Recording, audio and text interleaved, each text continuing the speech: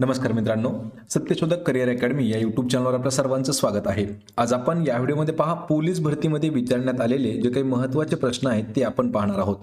मित्रांनो, हे जे सर्व काही 25 प्रश्न असणार आहेत हे आपल्याला 2024च्या पोलीस भरतीमध्ये विचारण्यात आलेले प्रश्न आहेत.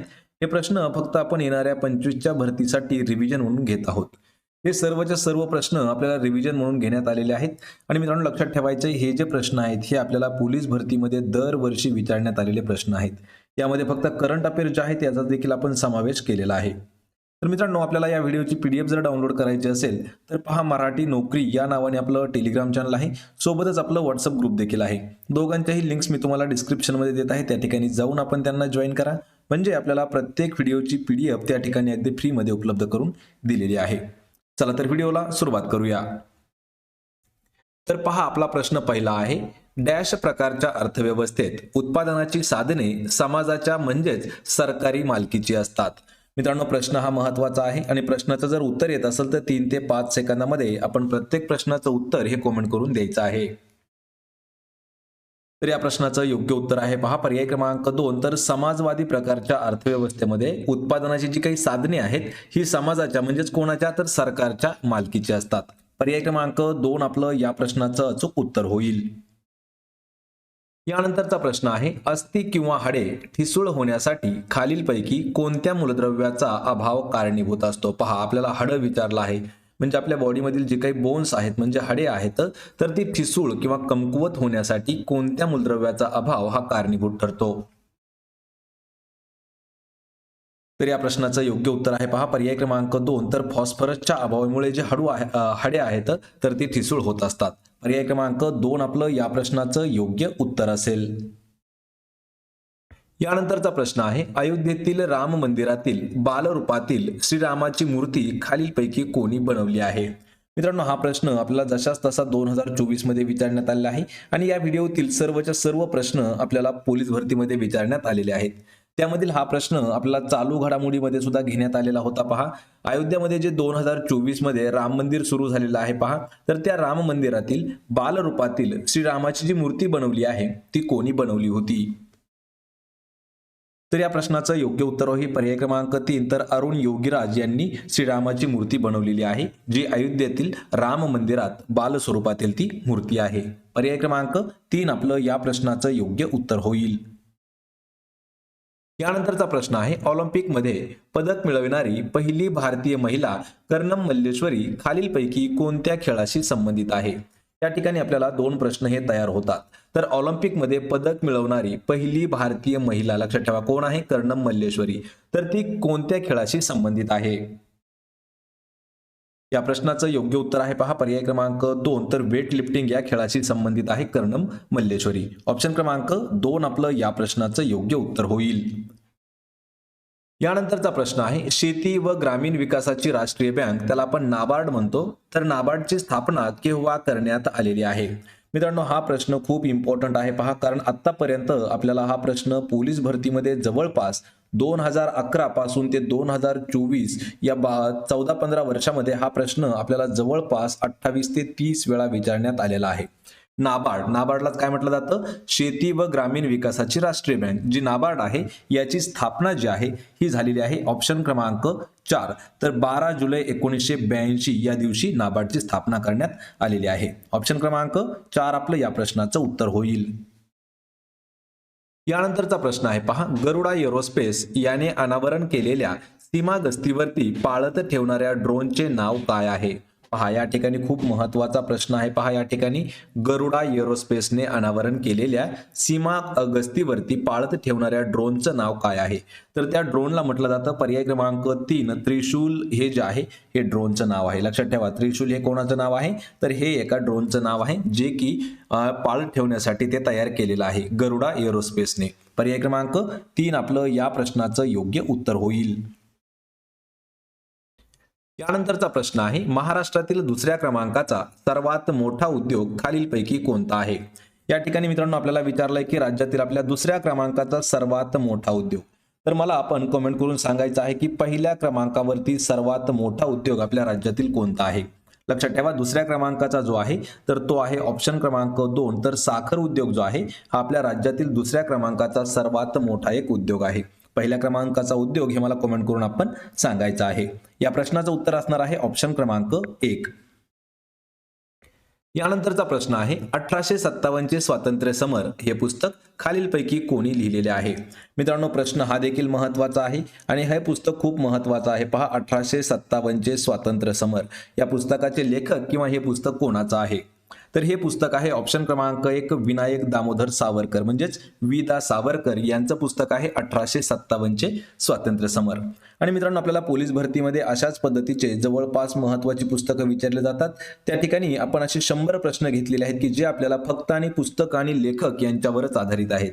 म्हणजे आपल्याला जवळपास 100 पेक्षा जास्त पुस्तकं आणि त्यांची लेखकं एकाच व्हिडिओमध्ये आपण घेतलेली आहेत.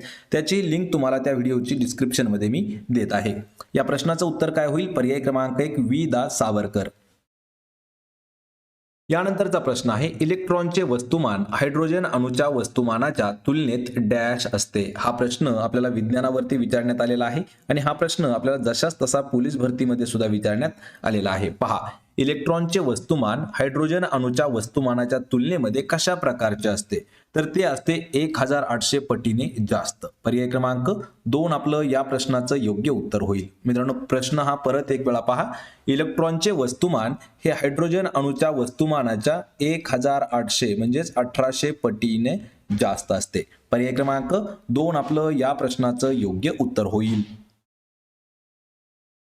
यानंतरचा प्रश्न आहे पहा, कोणत्या राज्याने हत्ती, लक्षात ठेवा, हत्ती समुदायाला अनुसूचित जमाती म्हणजेच काहीतरी एसटी या दर्जा देणारी अधिसूचना जारी केलेली आहे. पहा, हत्ती कधी कधी आपल्याला लक्षात ठेवा हेती असं देखील विचारलं जातं. तर हे जो समुदाय आहे हत्ती समुदाय याला अनुसूचित जातीचा दर्जा देणारी अधिसूचना कोणत्या राज्याने जारी केली आहे? या प्रश्नाचं उत्तर होईल पर्याय क्रमांक 4, तर हिमाचल प्रदेश या राज्याने हत्ती हा जो समूह आहे पहा या समुदायाला अनुसूचित जमातीमध्ये दर्जा देणारी एक सूचना जी आहे ती घोषित केलेली आहे. पर्याय क्रमांक 4 आपलं या प्रश्नाचं योग्य उत्तर होईल. यानंतरचा प्रश्न आहे लक्षद्वीपमध्ये शाखा सुरू करणारी खाजगी क्षेत्रातील पहिली बँक खालीलपैकी कोणती ठरलेली आहे? मित्रांनो, हा प्रश्न आपल्याला 2024च्या करंट अफेअर्स मध्ये विचारण्यात आलेला आहे पहा, आणि हा प्रश्न आपल्याला 2 वेळा 2024च्या भरतीमध्ये सुद्धा विचारण्यात आलेला आहे. कशामध्ये? या ठिकाणी लक्षद्वीप झालेला आहे, तर लक्षात ठेवायचं ते लक्षद्वीप आहे. लक्षद्वीपमध्ये शाखा सुरू करणारी खाजगी क्षेत्रातील पहिली बँक कोणती ठरलेली आहे? तर ती बँक आहे पहा ऑप्शन क्रमांक 4 HDFC बँक ही जी आहे लक्षद्वीपमध्ये त्यांची शाखा सुरू करणारी प्रायव्हेट सेक्टरमधील पहिली बँक ठरलेली आहे. पर्याय क्रमांक 4 आपलं या प्रश्नाचं योग्य उत्तर होईल. यानंतरचा प्रश्न आहे मेंदूचा कोणता भाग हृदयाचे ठोके, रक्तप्रवाह आणि श्वासोच्छवास या क्रियांचे नियंत्रण करत असतो? हा देखील प्रश्न खूप महत्वाचा आहे. मेंदू म्हणजे जो आपला ब्रेन आहे, तर ब्रेनचा असा कोणता भाग आहे की जो आपले हृदयाचे ठोके, आपला जो ब्लड प्रेशर आहे ब्लड प्रेशर नाही, रक्तप्रवाह म्हणजे त्याला आपण ब्लड सर्क्युलेशन म्हणतो, आणि श्वासोच्छवास म्हणजे श्वास घेणं आणि श्वास सोडणं या ज्या क्रिया आहेत या क्रियांना नियंत्रित करणारा भाग कोणता आहे? या प्रश्नाचं योग्य उत्तर होईल पहा पर्याय क्रमांक 3 मस्तिष्क पुच्छ हा जो भाग आहे हा आपल्या हृदयाचे ठोके, रक्तप्रवाह आणि श्वासोच्छवास या क्रियांचं नियंत्रण करणारा एक अवयव आहे. पर्याय क्रमांक 3 आपलं या प्रश्नाचं योग्य उत्तर होईल. यानंतरचा प्रश्न आहे पहा महाराष्ट्रातील डॅश या जलविद्युत प्रकल्पास अर्वाचीन महाराष्ट्राची भाग्यरेषा म्हणून ओळखले जाते. मित्रांनो, हा प्रश्न आपल्याला वनरक्षक भरती 2019 मध्ये सुद्धा विचारण्यात आलेला होता. हाच प्रश्न आपल्याला पोलीस भरती 2023 मध्ये सुद्धा विचारण्यात आलेला आहे. हाच प्रश्न आपल्याला तलाठी भरतीमध्ये सुद्धा विचारण्यात आलेला आहे. त्यामुळे हा प्रश्न खूप इम्पॉर्टंट असणारा प्रश्न आहे. हा प्रश्न आपण नोट करून घेऊ शकता किंवा प्रत्येक व्हिडिओची PDF देखील मी तुम्हाला प्रोव्हाइड केलेली आहे. पहा, महाराष्ट्रातील असा कोणता जलविद्युत प्रकल्प आहे की त्या जलविद्युत प्रकल्पाला अर्वाचीन महाराष्ट्राची भाग्यरेषा म्हणून ओळखले जाते? तर तो आहे ऑप्शन क्रमांक 1, तर कोयना हा प्रकल्प महाराष्ट्रातील जो जलविद्युत प्रकल्प आहे हा महाराष्ट्राची भाग्यरेषा म्हणून ओळखलं जातं. पर्याय क्रमांक 1 आपलं या प्रश्नाचं उत्तर होईल पहा कोयना.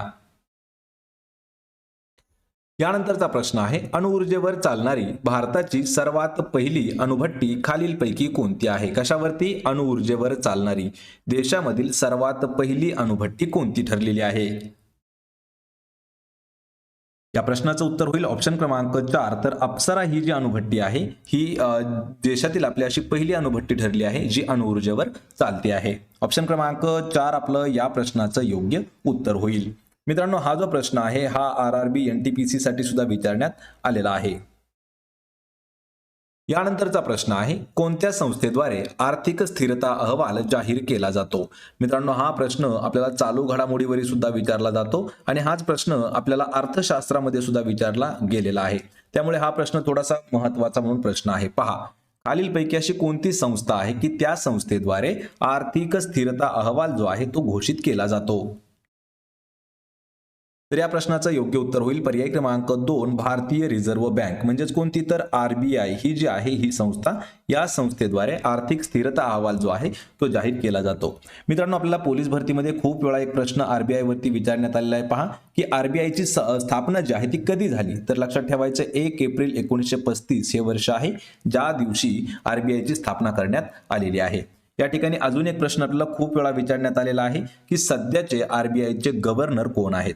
तर सध्या गव्हर्नर कोण आहेत हे मला कमेंट करून आपण उत्तर द्यायचं आहे. पर्याय क्रमांक 1 आपलं या प्रश्नाचं योग्य उत्तर होईल. यानंतरचा प्रश्न आहे, पहा, अरवली, हिमालय, रॉकी आणि अँडीज हे खालीलपैकी कोणत्या प्रकारचे पर्वत आहेत? या ठिकाणी आपल्याला काही पर्वतांची नावं दिलेली आहेत. यामध्ये अरवली पर्वत, हिमालय आहे, रॉकी आहे आणि अँडीज आहे. हे जे 4 आपल्याला पर्वत दिलेले आहेत तर हे कोणत्या प्रकारचे पर्वत आहेत? या प्रश्नाचं उत्तर होईल पहा पर्याय क्रमांक 2. तर वलीय पर्वताच्या प्रकारामध्ये येतात पहा हे 4 पर्वत. पर्याय क्रमांक 2 आपलं या प्रश्नाचं योग्य उत्तर होईल. यानंतरचा प्रश्न आहे, सजीवांना मोनेरा, प्रोटिस्टा, वनस्पती आणि प्राणी या 4 सृष्टीत विभाजन करणारे शास्त्रज्ञ खालीलपैकी कोण आहेत? मित्रांनो, आपण या व्हिडिओमध्ये फक्त आणि फक्त रिव्हिजन म्हणून हे प्रश्न घेत आहोत. म्हणून आपण काय केलं आहे, यामध्ये प्रश्न आणि उत्तर सरळ सरळ घेतलेलं आहे. जर आपल्याला प्रश्न उत्तर आणि प्रत्येक प्रश्नाचं जर स्पष्टीकरण पाहायचं असेल तर आपल्याला काही व्हिडिओ जे आहेत त्यांची लिंक मी तुम्हाला डिस्क्रिप्शन मध्ये देत आहे. या ठिकाणी पहा, मोनेरा, प्रोटिस्टा, वनस्पती आणि प्राणी या 4 सृष्टीत विभाजन करणारे शास्त्रज्ञ कोण आहेत?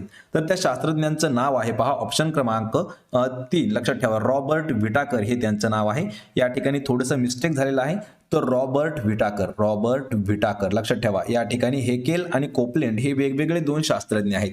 यामध्ये ऑप्शन कसे असतील आपले? कार्ल लिनियस, हेकेल, कोपलँड आणि रॉबर्ट. म्हणजेच काय आहे, रॉबर्ट विटाकर हे जे आहेत तर यांनी 4 सृष्टीमध्ये विभाजन केलेलं आहे. पर्याय क्रमांक 3 आपलं या प्रश्नाचं योग्य उत्तर आहे पहा रॉबर्ट विटाकर. लक्षात ठेवा, या ठिकाणी ऑप्शन जरी चुकलेलं असेल तर नाव लक्षात ठेवा, रॉबर्ट विटाकर. यानंतरचा प्रश्न आहे, 16व्या वित्त आयोगाच्या अध्यक्षपदी खालीलपैकी कोणाची निवड करण्यात आलेली आहे? 16वा वित्त आयोग जो आहे तर त्याच्या अध्यक्षपदी कोणाची नियुक्ती झाली आहे? या प्रश्नाचं उत्तर आहे पहा ऑप्शन क्रमांक 3, अरविंद पनगाडिया. या ठिकाणी आपल्याला पनगाडिया, कधी कधी पनगारिया असं देखील आपल्याला ऑप्शन आलेला आहे पहा. अरविंद पनगारिया किंवा अरविंद पनगाडिया हे जे आहेत हे 16व्या वित्त आयोगाच्या अध्यक्षपदी त्यांची निवड करण्यात आलेली आहे. पर्याय क्रमांक 3 आपलं या प्रश्नाचं योग्य उत्तर होईल. यानंतरचा प्रश्न आहे, 2011च्या जनगणनेनुसार महाराष्ट्रातील सर्वात कमी लोकसंख्या असलेला जिल्हा कोणता आहे? मित्रांनो, हा प्रश्न खूप महत्वाचा आहे आणि आपल्याला 2025 ची जरी भरती आली तर त्यामध्ये आपल्याला ज्यावेळी जनगणनेवरती प्रश्न विचारला जाईल तो प्रश्न आपल्याला 2011च्या जनगणनेवरतीच विचारला जाणार आहे. कारण 2011च्या जनगणनेनंतर आपल्या भारतामध्ये अद्यापही जनगणना झालेली नाही. त्यामुळे सर्वच्या सर्व प्रश्न आपल्याला 2011च्या जनगणनेवरती विचारले जातील.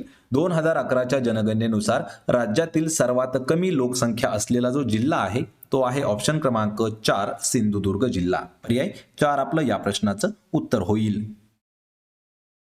यानंतरचा प्रश्न आहे, भारतीय हवाई दलाने 23 जानेवारी 2024 रोजी कोणत्या देशासोबत डेझर्ट नाईट हा सराव केलेला आहे? पहा, डेझर्ट नाईट हा जो सराव आहे हा कोणत्या देशासोबत केलेला आहे भारतीय हवाई दलाने?